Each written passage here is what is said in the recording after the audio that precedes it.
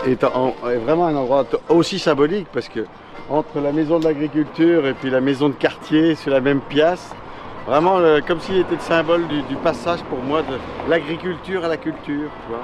En même temps, il y a pourtant l'impression d'avoir pris la suite de mon père, tu vois, parce que à la maison de l'agriculture aujourd'hui, est-ce qu'on reste encore de paysans?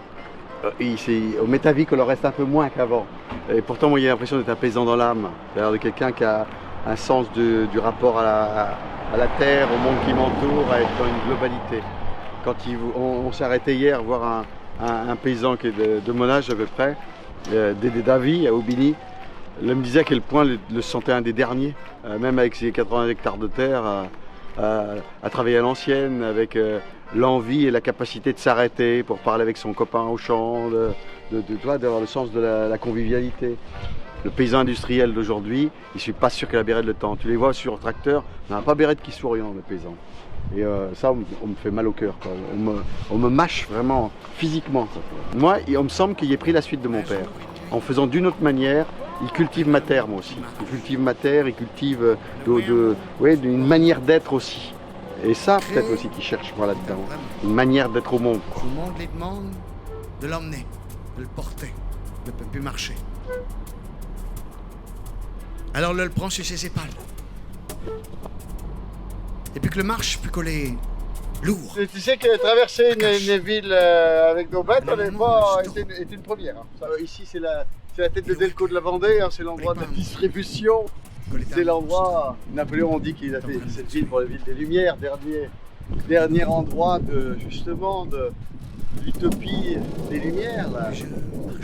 D'abord l'homme au centre, avec cette idée de la connaissance qui va sauver le monde.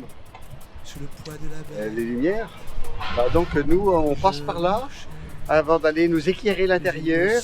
Je suis chez vous de Vendée. Et vous, ça pas mal. Je m'arrête sous le poids de la mer. Plus je marchais, plus il me semblait que je mourrais sous le poids de la mer. Oh lourde, oh lourde, oh lourde, oh lourde peine. Oh lourde, oh lourde, oh lourde, oh lourde peine. Tu marches dans une vie. Qu'est-ce que tu portes comme héritage? Du côté de ma mère, mon grand-père parlait patois. Mais en fait, moi, j'ai toujours pensé et considéré que c'était ingrat de parler patois. Parce que l'image, en fait, qui était véhiculée, c'est que parler patois, c'était être un sous-homme ou un rien. Quelqu'un qui n'avait pas eu accès à la culture. C'était vraiment l'image, en fait, que j'avais de mon grand-père. Qui était un homme frustre Ouais, un homme frustre, le quart-monde, la misère, rien, pas grand-chose. Ma mère, elle a 10 frères et sœurs et c'était dur, sans doute, mais à la fois, pour moi, j'étais convaincue que le patois, c'était pas une langue, c'était en fait un langage qui avait été inventé pour ceux qui n'avaient pas accès au français. Si on veut garder l'historique d'un pays, on garde la patois. Mais aujourd'hui, après, il y a comme le journal, lui, il construit du patois, lui, à sa façon. Nous, le patois, chez nous, la génération d'après nous, je pense qu'ils l'oublient. Ou du moins, ils font pas pareil.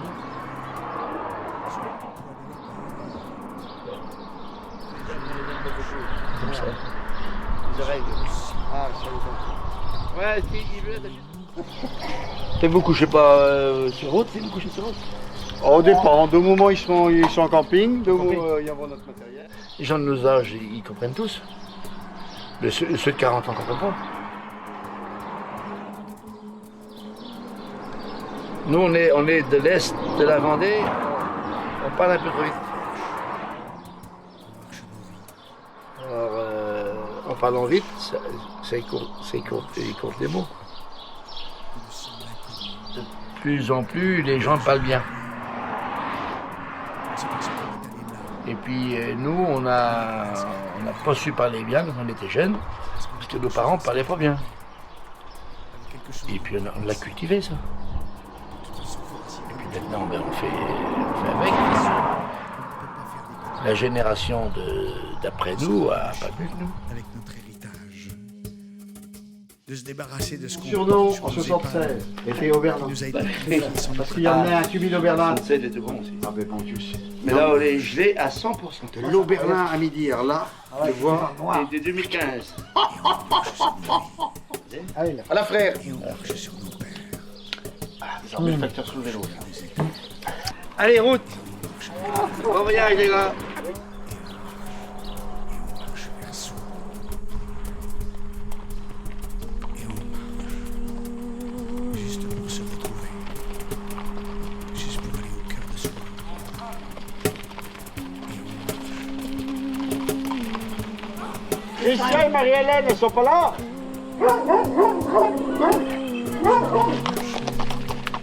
Bon, tu vois, on peut pas se faire payer un café à chaque trou, hein. Que je mourrai Spécial ici, c'est... sur le poids de la Hein? Oh non, ben non. Oh là. On boira plus de rosé en arrivant. Il me semblait que je mourrais sous le poids de la baie. Dans la journée dîner, ils vont rencontrer d'abord Robert, à la sortie de Château Fromage quand même. Belle rencontre, belle... Ouais, c'était un beau moment à boire de l'Oberlin, à parler de la paysannerie aussi, à parler de paysans, tu vois. Mais, avec son fils, avec ses 75 hectares. Tu vois, c'était un beau moment, belle rencontre. Manger en plus dans sa grange qui sert plus à rien, qui est même plus une grange de monde, qui est devenue une grange de... Ouais, juste pour les acris, pour le drigaille, qui sert plus à rien. Et puis ces belles bêtes, ces partenaises, tout un symbole, nous qui partons à Pougne, en Gâtine, patrie de la partenaise, ils mangeons chez un gars qui est affide aux partenaises, même président de la partenaise. Puis après, rencontrons aussi, un petit peu plus loin, un autre cas de figure, c'est l'agriculteur en bio, arrivé de Bretagne, avec une idée extrêmement claire de son métier, extrêmement claire d'au bonheur à faire son métier de paysan. Parce que lui, en bio, amoureux du beau, développant le beau, et finalement se reflétant aussi dans le beau que le produit. Et il pense qu'on a quelque chose de même aussi qui se fait.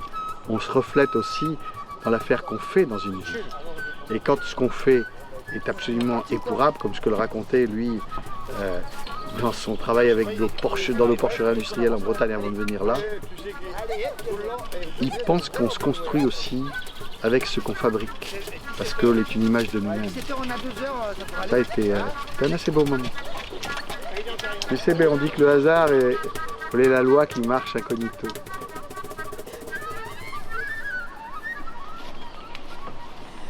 Ouais, donc ils pensent que oui. Ils rencontreront sans doute dans Chaud Voyage tout un tas d'affaires qui allont être de facettes de Chaud Voyage, qui allont être de morceaux éclatés d'un même voyage. À la fin, on fera sans doute une espèce d'être, tu vois, une espèce de globalité. On ne sait pas pourquoi qu'on se passe là, mais c'est sûr qu'on a une raison. Allez, ouais, bien ça. On fait partie du même troupeau maintenant. Et Isabelle, on la laisse? Isabelle, elle n'est pas du même troupeau. Non. Elle a l'œil de Moscou. Bonjour à Tortout. Bonjour à Tortout. Comment me fait plaisir de me trouver dans une grange. Un soulade de belle bête. Et ça, hein? Avant, les bêtes, d'abord, elles étaient sur les urailles. Au mi-temps, on lavait le foin, puis la paille. Assure, le soulade bête est au mi-temps.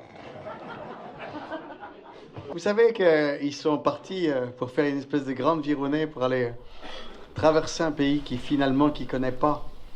Il a envie de comprendre ce qui se passe dans ce pays-là. Quand il s'est parti loin, en Afrique ou aller voir San Francisco, en allant sur le pouce pour aller voir la Maison Bleue, il avait l'impression que quand il était à côté, sur un baobab, en train d'écrire mon premier rock en patois vendéen, il avait l'impression finalement de voir mon pays de Hao. Il avait l'impression de voir comme si étaient des rails de mon chariot de loin, comme si vous avez vu de haut, comme s'ils avaient été capables tout d'un coup de voir ce qu'ils avaient envie de faire quand ils reviendraient. Comme si tout d'un coup, le monde d'Avour qui y était venu, Avour qui avait naissu, avait de la valeur. S'il était resté là, ils ne auraient pas vu. Il crée qu'il faut toujours partir un petit pour pouvoir se regarder de loin et voir ce qu'on aille. Alors c'est pour ça qu'il recommençait à partir sur les routes, partir à la rencontre de ma langue maternelle. Donc on me donne l'occasion de la pratiquer, parce que même si vous ne comprenez pas tantôt, eh ben, on me permet en tout cas de parler. Il y a plein de pays à identité forte, et on peut dire que la Vendée, Astur, a une identité forte. Elle a eu longtemps une identité qui était un peu rabousinée, celui-là. Elle vivait dans la misère du grand drame de 93, avec une espèce de chose qui était comme ça. Et bien sûr, être vendéen, on peut dire même à Nantes, on peut dire ici vendéen. Vous savez, l'histoire de la langue française est quand même une histoire extraordinaire. On a fallu que, avant le XVIe siècle, on n'avait pas de langue française. On avait l'embryon d'une langue vernaculaire, mais qui ne remplaçait pas le latin. Il n'y avait que le latin qui était parlé. C'était la langue de élites, la seule langue qui était capable de tout dire. À partir du XVIe, on fait une importation massive de données à partir du grec, pour arriver à faire que le français puisse commencer à dire tout. Et le XVIe siècle, formidable. Rabelais, Du Bellay, tout d'un coup, l'importation massive de données. À partir du XVIIe siècle, on est le nettoyage de la langue française avec Malherbe, Richelieu, l'Académie française. On enlève 50 000 mots en français pour arriver à faire que le français, c'est la langue la plus pure, une langue purifiée. Et ça, c'est très important d'avoir une langue purifiée, parce qu'à la fin du XVIIe, était la langue de toutes les cours d'Europe, de toute la diplomatie mondiale. Une langue enviée par tout le monde, parce qu'elle n'avait pas les scories du peuple.